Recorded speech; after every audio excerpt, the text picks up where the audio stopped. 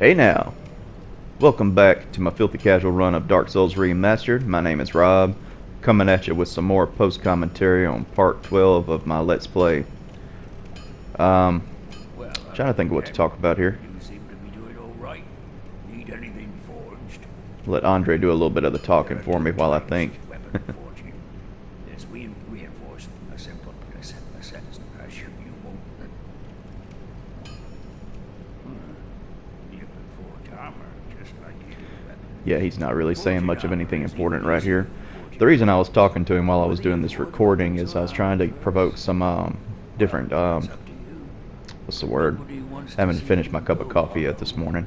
So whatever you do, I was trying to get some dialogue out of him where he talks about getting divine weapons, because I'm fairly certain he talks about it at some point. But anyway, on today's episode, be careful out there. I'm going to be going into the Catacombs. Not going to be doing Sin's Fortress just yet. I want to go into the Catacombs and do some stuff there, which I'll explain a little bit later. But as you can see from the last video, instead of the halberd, I've got the claymore. It's another one of my favorite weapons in the game. I upgraded it to a plus 10. Still going to be using the halberd in this video though. Got a falchion upgraded to plus 10, not going to be using it, but it is going to serve a specific purpose once I get a little bit further in the game. I've got a divine halberd plus 5, which is going to help with dealing with the skeletons in the catacombs. Now when you're in the catacombs, they have necromancers that'll continually re-raise the skeletons, and if you kill the necromancer, they stop re-raising the skeletons, and once you've killed the skeletons, they stay dead, and the necromancers do not respawn. But if you want to tread carefully, you know, if it's your first time playing, it might be a little bit of a safer bet to go in with a divine weapon. The only downside to it could be that once you make a weapon divine, it doesn't really scale with your strength or your dexterity anymore. It scales with faith. So if you haven't been raising faith, you might not be doing a lot of damage. But that's one of the reasons I started raising faith on this character, among others. So just running back through Firelink Shrine, nothing much to see.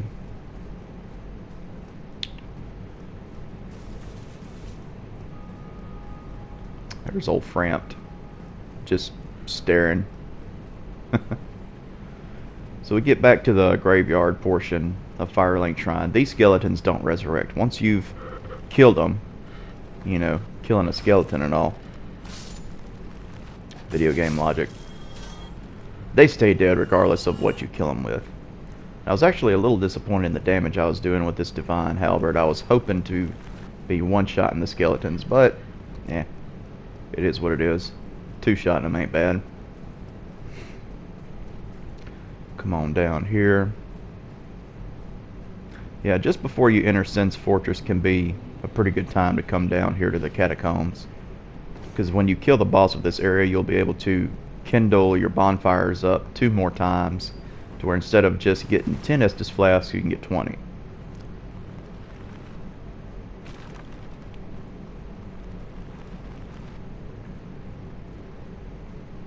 There's a necromancer there we mentioned. They love to cast pyromancies. Give him a couple of stabs with the halberd and he's done. There, I was waiting to try and use that bonfire. I managed to light it, but I'm not able to rest at it before a skeleton gets near the bonfire, and I have to kill him before I can rest.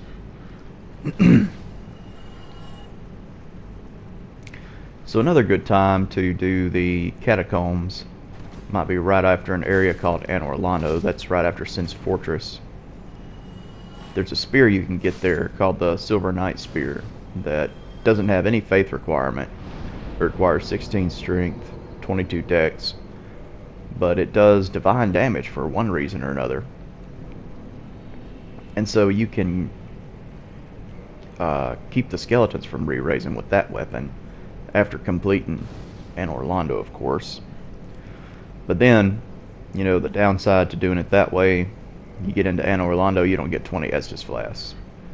Normally, when I'm just playing through the game, doing whatever, I go for the Silver Knight Spear, and I go into the Catacombs with that. But, I mean, it's whatever. I figured I'd go ahead and show this area first, just in case any beginners are watching this, just kind of want a little walkthrough-ish, filthy casual guide of how to get through this area. You almost see me get owned by some skeletons there.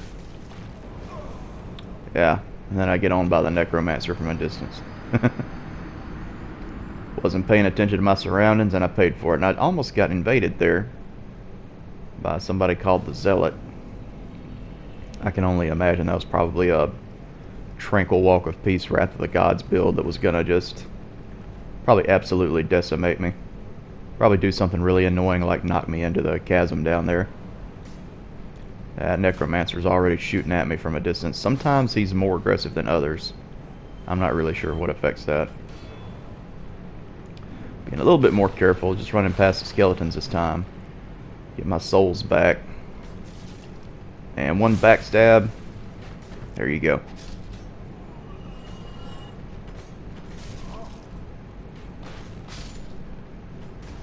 Yeah, I love that. Two-handed R2 of the halberd, it's spin and attack. Really good for crowd control.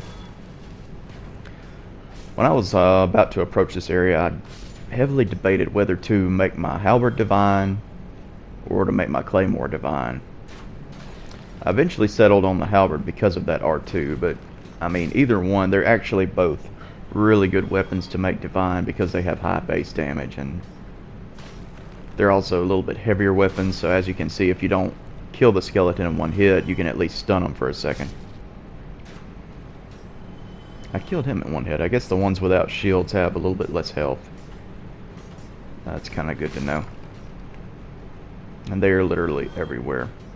It's possible just to run past them, but for this playthrough, since it is a casual playthrough, whatever that actually means, I wanted to just kind of approach things slow and safe. Kind of play the game the way I used to play it when I was still fairly new to it. I just picked up a weapon there called the Lucerne. It's a halberd type weapon.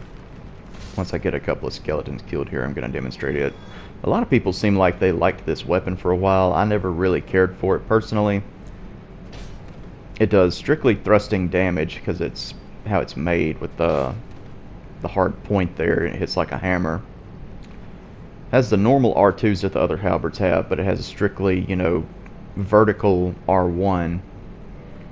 But just it feels like just this long wind-up that I've never really cared for it. As far as halberds go, I like just the plain old halberd the best. Unless I'm doing a playthrough and I happen to get lucky and get a Black Knight halberd. That one's pretty nice. It wrecks everything on New Game. Get rid of the annoying, cheeky archer. Get this soul item. Pretty much cleared out the skeletons of this area. And you come out here to the chasm, I don't know. The bridge is kind of flipped over, so you have no choice but to proceed down this area.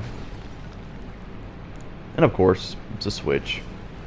Getting chased down by these bad boys. Can't actually get to the necromancer who's re-raising these skeletons until you flip the bridge back over. So it's helpful to have a divine weapon just to make your life a little bit easier. But another strategy. I'm not really sure what I was trying to show here. Maybe my faith stat? I really have no idea. But anyway, if you want to pause and look at my stats on this character for the time being, there you go. And again, apparently. I wish I knew what I was commentating on at that part. Maybe just my total damage with the halberd. But if you're being chased down by a lot of skeletons, and you don't have any way to really, you know, deal with them, if you quit out of the game, that resets all their positions to where they originally spawned, and they won't be aggroed on you. So, you know, you can just abuse that to your heart's content. And it works. It's definitely effective if you're just trying to run through. Yeah, at this point I'm trying to figure out where it is I actually want to go.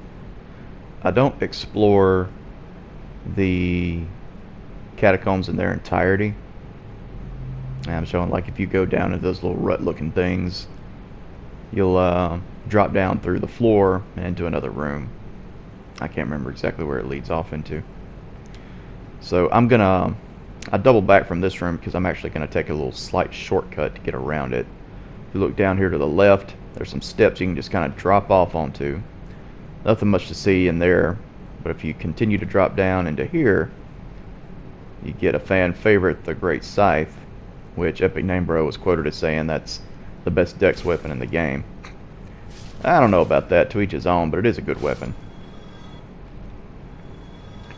So to deal with that Necromancer, I'm gonna hit this switch and open a door. Yeah, good old Great Scythe.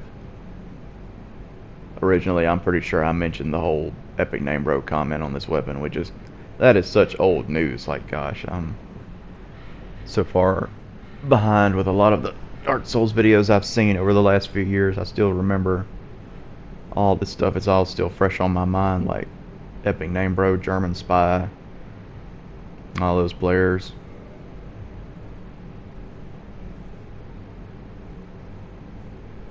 Yeah.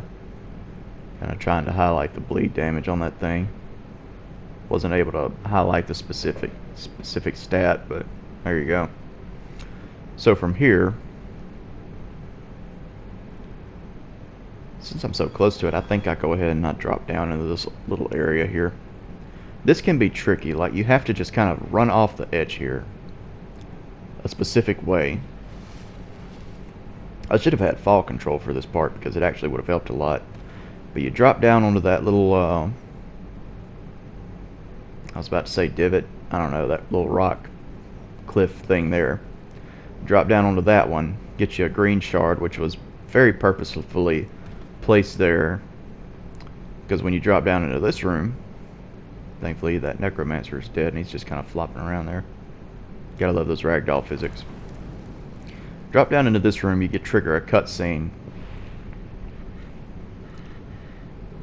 And the very first time I dropped down here, I thought I'd encountered the boss. Like, I thought that was Gravelord Nito. But it's not.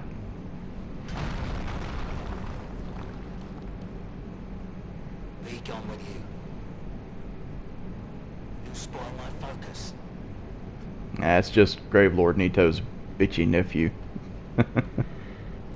That's old Vamos. He's one of the blacksmiths of the game, and he can forge fire weapons. That bonfire there is specifically placed for the remastered of Dark Souls. That was not in the original. It is convenient in a way, but also bad. If you're heading into this place before you get the ability to warp from bonfire to bonfire, you can get stuck down here, and you have to climb your way back out of the catacombs, which can be a pain. Some smithing, then produce me some wares. Yeah, he's one of these blacksmiths that's like super condescending. I'm here to smith, not to chit-chat. I've told you, I'm here for the trade, not for the talk. Enough with your presence. It disturbs me. Well, you are a persistent one, are you not? But I'm afraid I'm a mere blacksmith. It's just me and my trade. I would be of no help to a righteous warrior such as yourself. Well, I guess not condescending. He's just kind of, maybe standoffish is a better word. So yeah, he can upgrade a +5 weapon to a fire weapon, which I'm not going to do at this point. But it is a fairly popular upgrade. And he sells the Armor Smith box if you haven't already bought it, so I go ahead and get that. Sells arrows, homeward bones, titanite shards. That one green shard is there just in case you have a +5 weapon. That's the game kind of being like, hey, you want to make a fire weapon? Make a fire weapon, knock yourself out. If that'll be all, then be gone with you. You'll spoil my focus. It's neat how Dark Souls, you know, there's always just little things laying around for you to kind of, supposed to spark your curiosity and be like, what can I do with this? And they, you know, they lay that green shard right there outside of the blacksmith area where you can use it, and there's a lot of other examples of them doing stuff like that all during the game. So I'll go ahead and homeward bone back to the bonfire because I don't want to proceed with the boss yet, and I definitely don't want to climb back out, so not even going to touch that bonfire for the time being. Go back to this one. I wish that was the one that you warped to. That would have been handy. Like for me personally, you know, I had played Dark Souls so much before the remaster came out that I was used to just making the run to Vamos. But it would have been more convenient for me to just be able to warp to that first bonfire. But I mean, whatever. It can be nifty once you get the ability to warp, so yeah. Alright, so going back through this area. Don't have the Necromancer to worry about anymore, because he does not respawn. None of them do, thankfully. Let's see, which shortcut am I going to take? Alright, I'm going to go down this way, not going straight to the boss yet, even though this is a good shortcut to the boss. Just get right on this little cliff here. Why do I have a feeling? I haven't actually watched this footage in a minute, and I'm just doing the recording. For some reason, I thought I was actually going to fall off and die there. Maybe I still do at some point, I don't know.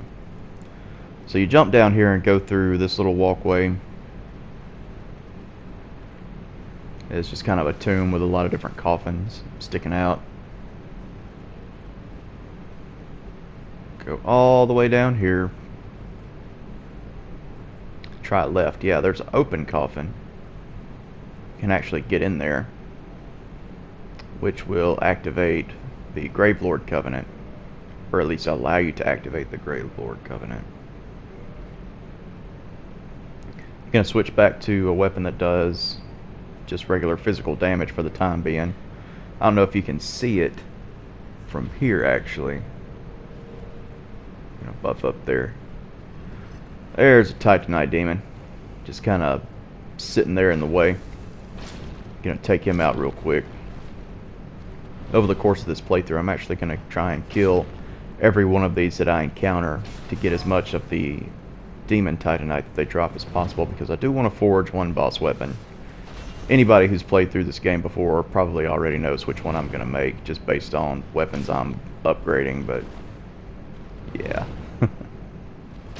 For those of you that don't know, I'm just going to leave it a surprise.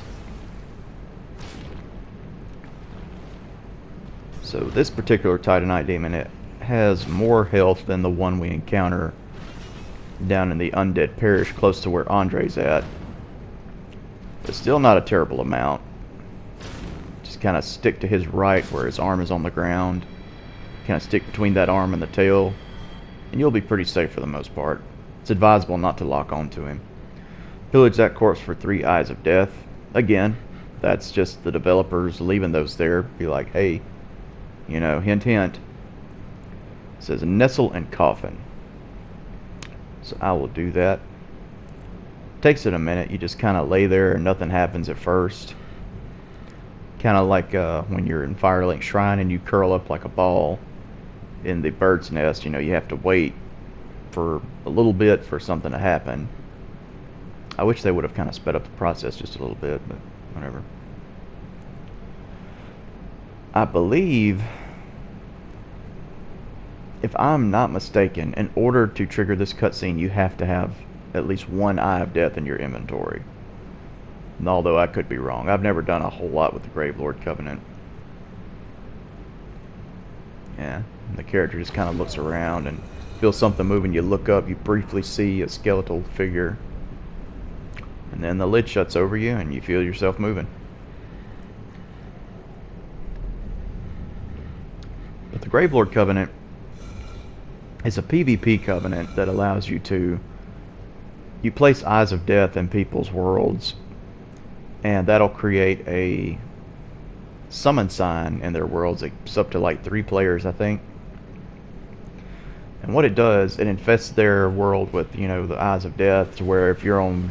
If the player who's infested is on New Game Plus, it'll cause dark phantoms of different enemies to spawn. Of course, there we see Gravelord Nito, one of the 4 lords, just kind of laying there. Certainly conscious of our presence, but not aggressive or hostile by any means. You just kneel before him and enter the covenant. And upon doing so, this is why a lot of people run through the Catacombs early in the game. You get the Gravelord Sword. And a miracle, the Gravelord Sword Dance, which is, you get a better version of that if you give him 10 Eyes of Death, which I'm not going to bother doing. Not going to bother using the Gravelord Sword Dance. Or the sword for that matter, but it is a good early weapon in the game. But as I was saying, you know, you infest these people's worlds with dark phantoms of regular enemies, which can be pretty dang tough depending on what actually spawns. And I'm just showing the stats requirements for the Gravelord Sword there. Very poor scaling. It's like I believe an E in strength and dexterity. I can't really see it from my distance from the TV from here. But it's got really high base damage, which actually, you know, it can get you through the game easily. It's, you know, not the strongest weapon by any means, but a good one. A lot of people even use it in PvP. But, what was I saying? So their worlds are infected with these dark phantoms, and in order to, you know, cleanse or purify their world, they have to invade the Gravelord, which is you, who use the Eye of Death. So they invade you. You get invaded by up to 3 phantoms at a time. And if you kill them, you get more Eyes of Death for claiming their Spirit of Vengeance phantom. If they kill you, they purify their world, and, you know, all the dark phantoms and whatnot are banished away. So, interesting little covenant. I've noticed just playing the game, a lot of people use it for fight clubs in later areas, which is cool and all.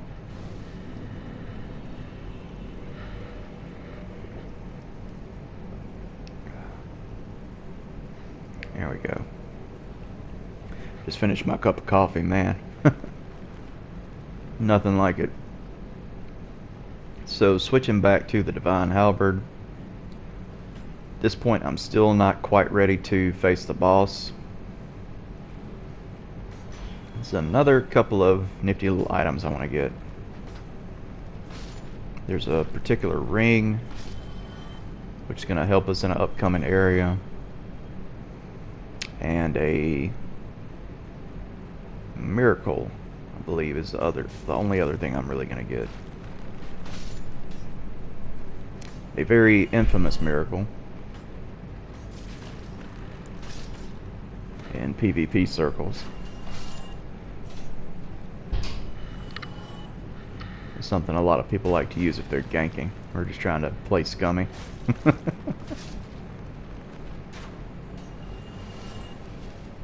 In my not so humble opinion.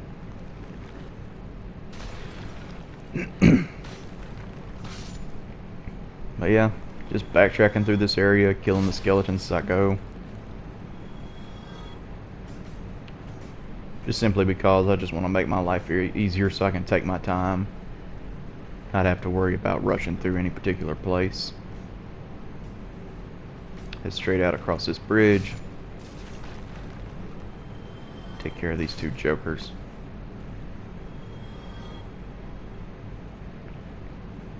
And at this point, yeah, I was trying to remember where it was I actually wanted to go. If you jump down here, there's actually another bonfire through an illusory wall right there.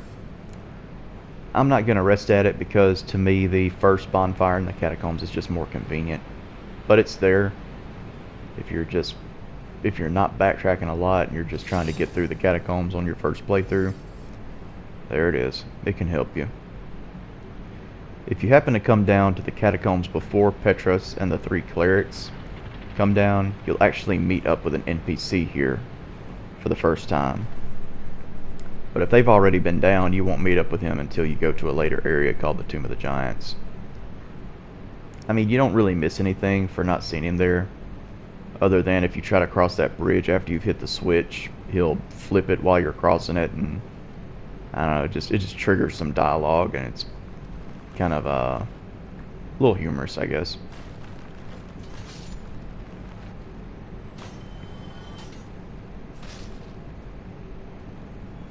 I was trying to think. It wasn't in this particular room. I think it might actually be in... Is it in this one? No. It's in an upcoming room where the necromancer that's re-raising the skeletons is like kind of way up high in the room and difficult to get to. I'm just clearing out this little area. That item there wasn't anything but a soul item, so I guess I just decided to skip it. Going back down the linear way and running across this bridge.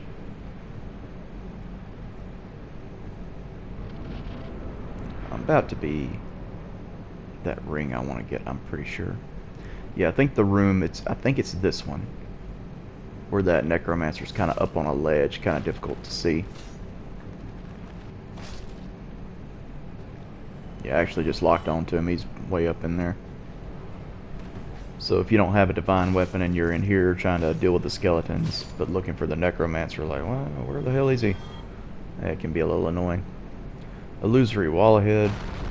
The developers actually left a message there. It just says treasure. I guess because it breakable wall, it didn't look that obvious, I suppose. Come down here, we got a couple of archers to deal with.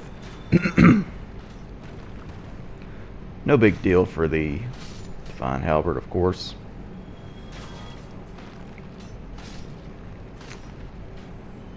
If you come in here not expecting it, it can be really annoying dealing with those archers and the other skeletons. And this completely, like, I'd completely forgot about him dropping down from the ceiling. It scared the crap out of me originally. I can remember that. I think I was all like, ah. But I wanted to go down here for the Dark Moon Seance Ring. And I think I'll bring up the lore on that, because the ring kind of gives you a hint as to where you're supposed to use it. Yeah. You want to pause real quick and read that? There it is. But that's one of the things I came down for that I wanted to get before fighting the boss. There's one other thing, just that scummy miracle called Tranquil Walk of Peace. Yeah.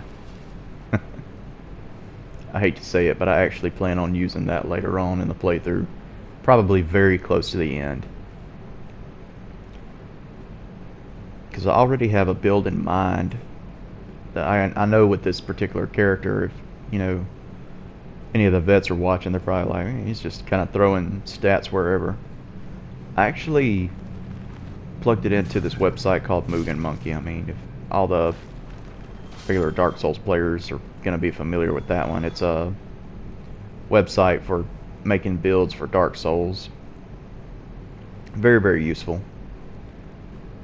But I did some plugging around with the stats that I actually plan to raise on this character, and it's basically going to end up being like a super try-hard, like not a proper like meta soul level 135 try-hard PvP build, but it's going to be like just a kind of a scumbag PvP character, at least in my opinion. And there it is, Tranquil Walk of Peace. But one of my goals with it, like, I actually want to see if it's going to end up being viable as far as the build I'm making. It's going to be a little bit of a jack of all trades. Going to be able to cast a few basic magics, some miracles, have enough stats for like 1 or 2 weapons I want to use, and then plenty of vitality and endurance to fast roll, and still have, like, I think ultimately I'll be able to squeeze 61 poise onto the character. But it's going to be interesting for sure. Let's see how many times I get pwned trying to do PvP with it. That's going to be a sight. It'll make for some interesting content, though, I think. So, for the last time, we're going to homeward bone one more time. And now I'm getting ready to head towards the boss. I'm going to go human because I want to summon the NPC that you get to summon down in the Catacombs.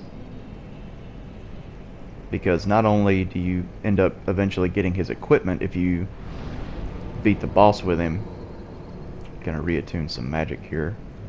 This is another area where fall control actually kind of comes in handy, so I'm gonna attune that. But if you summon him for this boss fight, you get his equipment, and to me he's just a really super cool summon. And this is the only time in the game you can summon him. He's not like Solaire, where you can summon Solaire in multiple different locations. He's just awesome, especially if you like paladins and faith builds and all that kind of stuff.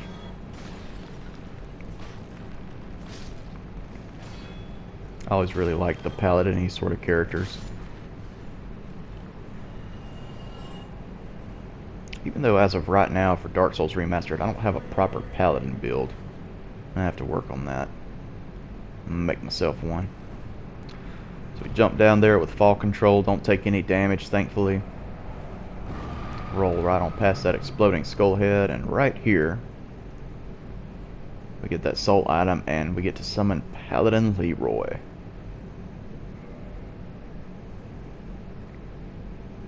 There's a theory that Paladin Leroy is a reference to the World of Warcraft video featuring Leroy Jenkins, but that's not confirmed by the developers or anything. You drop down to that little spot there and you can get the cleric starting equipment plus their hat, which they don't start with, oddly enough. So you just kind of sit up here on this ledge. Paladin Leroy will drop on down and he will make quick work of those deadly bone wheel skeletons. Man, there are so many of them down here, and they can stun lock you very quickly and just absolutely destroy you.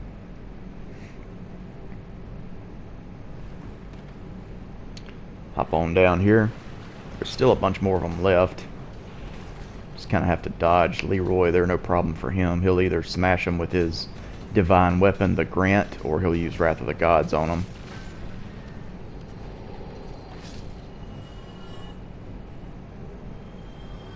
And it got a little rare drop there, the bone wheel shield. You basically pick up a bone wheel skeleton without the skeleton, and you can use it as a shield, or you can use it as like a kind of a weapon. It's not the most super effective weapon in the game, but it's there. It's kind of more for laughs and trolling than anything. Thankfully, old Leroy can heal himself as well, so you don't have to worry about his health getting terribly low from the bone wheel skeletons. I think I've seen him killed by them maybe once. For the most part, he's really good at protecting himself. Funny thing to note about him, he doesn't have the strength requirement to wield the Grant one-handed properly without like having this huge whiff with it. But he still has high enough faith stat to where he can still kill skeletons and bone wheel skeletons and whatever with just the one-handed attack from it, which is pretty funny. And I was looking for a Black Knight that's supposed to appear, and he just bounced up out of nowhere. I remember being really surprised by that. I was kind of shook. I was expecting him to head out of that cave there, but he just swooped in from the side. This is the first Black Knight that wields an axe that you can encounter in the game. Very nice little strength weapon. But he didn't drop it. Instead he dropped a white titanite chunk, which I'll put to use on my divine halberd later in the playthrough, once I get the chance to ascend it from +5 to +10. So heading on to the boss. Largely considered the easiest boss in the game. He has some of the lowest health, but you gotta be careful. If you're not watching your butt, he can still kill you. I mean, remember, this is Dark Souls. No matter how strong you are, you're not immune to anything. Not even the weakest enemies in the game. Kind of a tragic boss, in a way. We'll let this cutscene play out. You see this shadowy figure there at a table. A lot of books stacked up, a lot of skeletons, corpses. Must be a necromancer, huh? He's got like all these arms and all these masks. It's a father, mother, and child all fused into one. Man, nobody gets a break.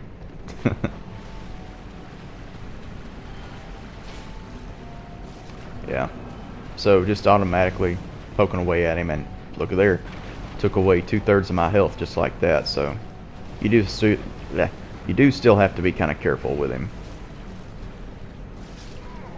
But he disintegrates just like that. Leroy was just, he found something in the corner that was interesting to him, so, you know, whatever. That NPC AI, I tell you. So we get the Rite of Kindling.